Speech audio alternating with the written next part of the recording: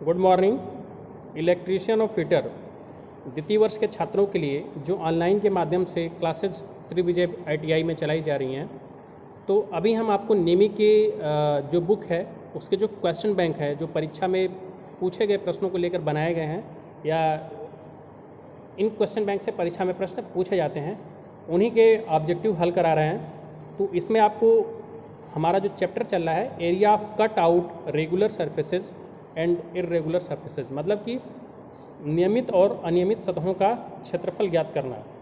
तो आपका ये लेक्चर नंबर 4 है, चौथा क्लास है इस अध्याय पर। इसमें 79 नंबर पे आपको एक प्रश्न दिखाई दे रहा है जिसका डायग्राम आप देख लीजिए, ड्राइंग बनी हुई है। तो इसमें आप देख रहे हैं कि एक टी आकार की आकृति बनी हुई है और टी आकार की आकृति का आयतन क्षेत्रफल निकालने का कोई सूत्र नहीं होता है, इसको हम रचना के आधार पे ही निकाल सकते हैं। तो देखिए, हमें जो है इसकी डायमेंशन दी गई है और डायमेंशन में आप ध्यान दीजिए कि ऊपर ये जो आपको दिखाई दे रहा है ये 18 है, 18 यूनिट, मतलब इसका मात्रक नहीं दिया गया है, तो हम मात्रक क्या मानेंगे, यूनिट मानेंगे। और ये क्या कितना दिया गया है, 100 यूनिट दिया गया है। तो इस पूरे जो टी आकार की आकृति है इसका क्षेत्रफल निकालना है। और टी कैसे बनना है, ये उल्टा टी बनना है। और ये पूरा कितना दिया गया है, 100 दिया गया है। और ये कितना दिया गया है, 10 दिया गया है। तो बताइए, अगर ये पूरा जो है 100 है और ये इतना 10 है, तो केवल ऊपर वाले भाग की लंबाई कितनी होगी, 90, क्योंकि 100 में से 10 माइनस करेंगे, ये 100 ये 10, तो 100 में से 10 माइनस हो जाएगा, तो ये हमें पता चल जाएगा। और ये कितना हो जाएगा, 90 हो जाएगा। तो ये आपका हो जाएगा 90 यूनिट का हो जाएगा। ध्यान दीजिए, ये आपका 90 यूनिट का हो जाएगा। ठीक है, ये 90 यूनिट का हो गया। अब ये जो टी आकार की आकृति है इसको हमने दो भागों में तोड़ दिया है। पहला भाग 1 और दूसरा भाग 2। तो जो पहला भाग 1 है इसको आप देखेंगे तो यहाँ से ये क्या बनना है, आयत बनना है। और दूसरा भाग भी एक यहाँ से क्या बनना है, आयत बनना है। और हमें सारी डायमेंशन पता है तो इसका हम क्षेत्रफल बहुत आसानी से निकाल सकते हैं। बस पहले भाग वाले आयत का क्षेत्रफल निकाल लेंगे, दूसरे भाग वाले आयत का क्षेत्रफल निकाल लेंगे और दोनों को जोड़ देंगे। तो इसका मतलब ये हो गया कि हमें दी गई आकृति का क्षेत्रफल ज्ञात करने के लिए प्रश्न में दिया गया है। तो दी गई आकृति का क्षेत्रफल क्या हो जाएगा, दी गई आकृति का क्षेत्रफल बराबर होगा आकृति 1 का क्षेत्रफल प्लस आकृति 2 का क्षेत्रफल। देखिए, अब मैंने आपको ड्राइंग दिखा दिया है, तो मैं आपको सीधे सीधे प्रश्न का जो हल दिखा रहा हूँ कि अब क्या है कि दी गई आकृति का क्षेत्रफल बराबर आकृति 1 का क्षेत्रफल प्लस आकृति 2 का क्षेत्रफल। तो आकृति 1 का क्षेत्रफल क्या निकलेगा, आकृति 1 कैसी दिखाई दे रही थी, आयत जैसी। तो इसका मतलब आकृति 1 का क्षेत्रफल क्या होगा, आयत का क्षेत्रफल। और ये क्या होता है, लंबाई गुणे चौड़ाई। तो आकृति 1 का आप थोड़ा सा डायमेंशन देख लीजिए आप, ये 90 का है और ये 18 का, मतलब ये 90 लंबाई हो गई और 18 चौड़ाई हो गई। तो 90 गुणे 18 करेंगे तो कितना हो जाएगा, 1620 यूनिट का स्क्वायर। ठीक है। अब आकृति 2 का क्षेत्रफल, आकृति 2 भी आयत के आकार की है, तो इसका भी क्षेत्रफल क्या होगा, लंबाई गुणे चौड़ाई। अब आकृति 2 का आप थोड़ा डायमेंशन देखिए कि क्या क्या डायमेंशन है। तो देखिएगा, नीचे की जो ये लंबाई है ये कितनी है, 100 यूनिट की है। देखिए, ये 100 यूनिट दिया गया था और ये कितना है, चौड़ाई 10 यूनिट। तो इसका मतलब लंबाई और चौड़ाई का हमें डायमेंशन पता चल गया है। तो आकृति नंबर 2 क्या होगा, 100 गुणे 10 बराबर कितना हो जाएगा, 1000 यूनिट। अब दोनों को जोड़ देंगे तो हमें दी गई आकृति का क्षेत्रफल निकल आएगा। तो दी गई आकृति का क्षेत्रफल बराबर 1620 यूनिट प्लस 1000 यूनिट, ये कितना हो जाएगा, 26,2620 यूनिट का स्क्वायर। अब ये देखिए, ये आपका विकल्प कौन सा मैच कर रहा है, तो डी विकल्प मैच कर रहा है। तो उसका मतलब इस प्रश्न का सही उत्तर क्या हो जाएगा, ऑप्शन डी।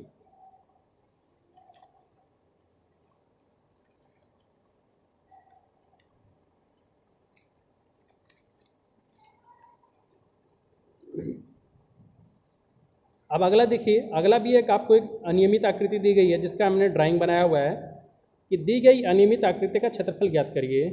दी गई अनियमित आकृति का क्षेत्रफल ज्ञात करिए। और आपको क्या दिया गया है, ये आपको जो है यू आकार की एक आकृति दिख रही है, तो यू आकार की आकृति का क्षेत्रफल ज्ञात करना है। तो आपको ये दिया गया है कि ये कितना है, 70 यूनिट का है और ये कितना है, 90 यूनिट का है। तो अगर ये 70 का है तो ये भी 70 का होगा, और अगर ये 90 का है तो अगर ये पूरा हम कवर करते, यहाँ से यहाँ तक लेते, तो ये भी 90 का ही होता। तो हम करते क्या है कि इसमें रचना कर देते हैं हमें, क्योंकि यू आकार की आकृति का क्षेत्रफल निकालना है। तो सबसे पहले हम रचना करेंगे। तो यहाँ तक तो हमें आकृति दी हुई है, बस इसको थोड़ा आगे बढ़ा लेंगे। आगे बढ़ा लेंगे तो हमारा एक आयत कंप्लीट हो जाएगा। तो पूरे हम आयत का क्षेत्रफल निकाल लेंगे। अब उसमें से हमें ये वाला क्षेत्रफल तो लेना नहीं है, तो ये भी एक आयत बन रहा है, तो इसका क्षेत्रफल भी निकाल लेंगे। और बड़े वाले आयत में से इस अंदर वाला जो आयत है इसका क्षेत्रफल घटा देंगे, तो हमें यू आकार की जो आकृति बच रही है उसका क्षेत्रफल निकल आएगा। तो दी गई अनियमित आकृति का क्षेत्रफल बराबर क्या होगा, बड़े आयत का क्षेत्रफल माइनस आंतरिक आयत का क्षेत्रफल। तो बाहरी आयत का क्षेत्रफल क्या होगा, लंबाई गुणे चौड़ाई। लंबाई कितनी है 70 और चौड़ाई कितनी है 90, तो 70 गुणे 90 कितना हो जाएगा 6300 यूनिट का स्क्वायर। और आंतरिक आयत का क्षेत्रफल, तो देखिए ये आपको ये लंबाई 50 दिया है और चौड़ाई कितना होगा, देखिए ऊपर का ये 25 है, ये भी 25 है, तो 25 25 कितना हो गया 50, और ये पूरा कितना है 90, तो 90 में से 50 माइनस हो जाएगा तो यही तो बचेगा, तो 90 में से 50 माइनस हो जाएगा तो ये कितना बच जाएगा आपका 40 यूनिट। इसका मतलब ये हो गया कि ये हमें इसका जो है लंबाई 50 और चौड़ाई 40 यूनिट है। तो आंतरिक आयत का क्षेत्रफल कितना हो जाएगा 40 गुणे 50 बराबर 2000 यूनिट का स्क्वायर। अब हमें दी गई आकृति मतलब यू आकार की जो आकृति है उसका क्षेत्रफल निकालना है। तो बड़े वाले आयत में से इस वाले आयत का क्षेत्रफल माइनस करना है, जो कि हम दोनों निकाल चुके हैं। तो बाहरी आयत माइनस आंतरिक आयत, तो 6300 मतलब 6300 माइनस 2000 कितना आ जाएगा 4300 यूनिट। और आपका विकल्प कौन सा मैच कर रहा है, बी वाला। तो इस प्रश्न का सही उत्तर क्या हो जाएगा, बी।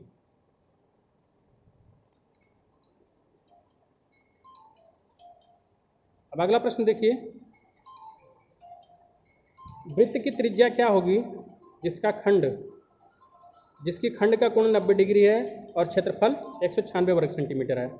तो ये प्रश्न इस तरह का प्रश्न कल भी कराया गया था, लेकिन देखिए इसका वृत्तखंड का क्षेत्रफल क्या होता है आपको बहुत अच्छे तरीके से बताया गया था। तो थीटा बटे में 360 गुणे पाई आर स्क्वायर होता है। तो हमें वृत्तखंड का क्षेत्रफल दे दिया गया है कि वृत्तखंड का क्षेत्रफल कितना है 196 वर्ग सेंटीमीटर है। तो हमने क्षेत्रफल की जगह पे 196 रख दिया और थीटा दे ही दिया गया है कि 90 डिग्री का कोण है वृत्तखंड का।